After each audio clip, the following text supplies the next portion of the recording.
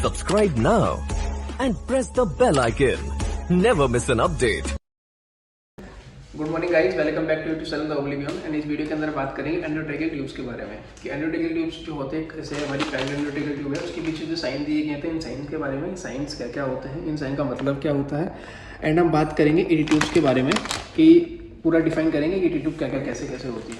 अगर हम बात करते हैं साइन अगर पीछे कवर पे दिया होगा, कॉजन्स के बारे में बात करते हैं। ईटी ट्यूब्स ओरल और नेजल यूज़ कर सकते हैं। उसके कॉजन्स कैसे होते हैं, अगर दो बना हुआ है, दो बना के ऐसे एरो है, उसका मतलब होता है डू नॉट यूज़, उसको हम रीयूज़ नहीं कर सकते। वो सिंगल यूज़ है, उसको दोबारा से रीयूज़ नहीं किया जा सकता। अगर दो बना के साइड में स्टाइल है उसी के अंदर एरो में और क्रॉस है तो डू नॉट रीस्टरलाइज, उसको दोबारा से रीस्टरलाइज नहीं करना है। और इस तरह का अगर निशान बना हुआ है ईटी ट्यूब्स के पीछे एंड एरो है, उसके निशान का मतलब होता है do not use if package is damage. अगर पैकेज डैमेज है तो उसको यूज़ नहीं करना है। और पीएचडी करके ऐसे डीईपी करके DEHP निशान बना हुआ है तो कंटेंट फैथलेट्स इंडिकेट करता है। अगर इस टाइप का कोई निशान बना हुआ है उसके अंदर तो नॉन पायरोजेनिक इंडिकेट करता है। इस तरह का अगर निशान अगर ट्यूब्स के पीछे कवर पे है तो लेटेक्स फ्री इंडिकेट करता है।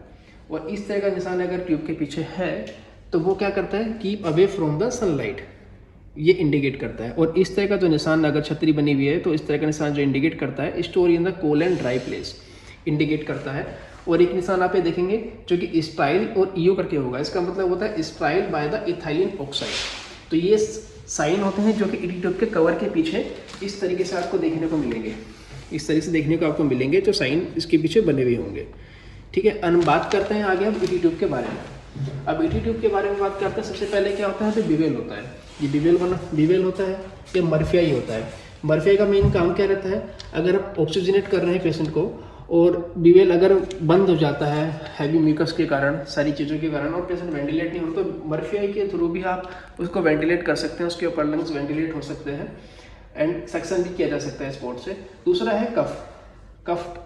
अब जो ये वाली जो ट्यूब है हमारी, जो पोटेक्स आपको दिखा रहा हूँ ये ट्यूब्स, इनके जो कफ रहते हैं, इन कफ के अंदर हाई वॉल्यूम लो प्रेशर कफ होते हैं। इनमें आपको वॉल्यूम ज़्यादा डालना पड़ता है एंड इनका जो प्रेशर रहता है आपका वोकल कॉर्ड के ट्रेकिया के अंदर वो कम होता है।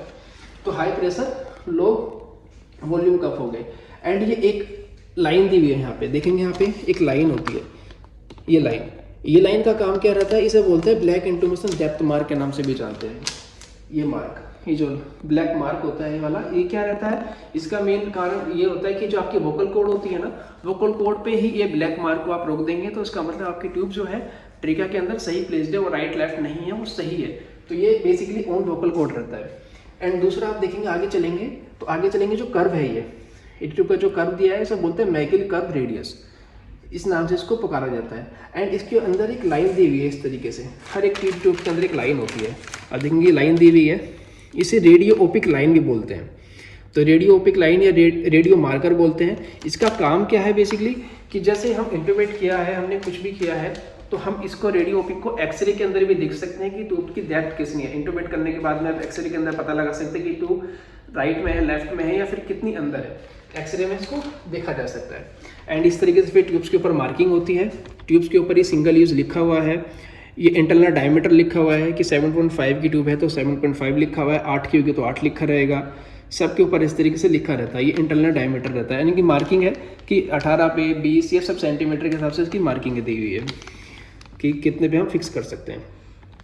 दूसरा यहाँ पे चलते हैं ये वाला, जैसे कनेक्टर है, यूनिवर्सल कनेक्टर बोलते हैं इसको। 15 mm का यूनिवर्सल कनेक्टर होता है। यूनिवर्सल मतलब ये हर एक कनेक्टर, जितनी भी ईटी ट्यूब देखेंगे, जितनी भी साइजेस की ईटी ट्यूब होगी, चाहे वो किसी भी नंबर की हो, सब में जो ऊपर का जो कनेक्टर होगा वो सेम होगा, मतलब उसको बोलते हैं यूनिवर्सल कनेक्टर, जो कि 15 mm का होता है।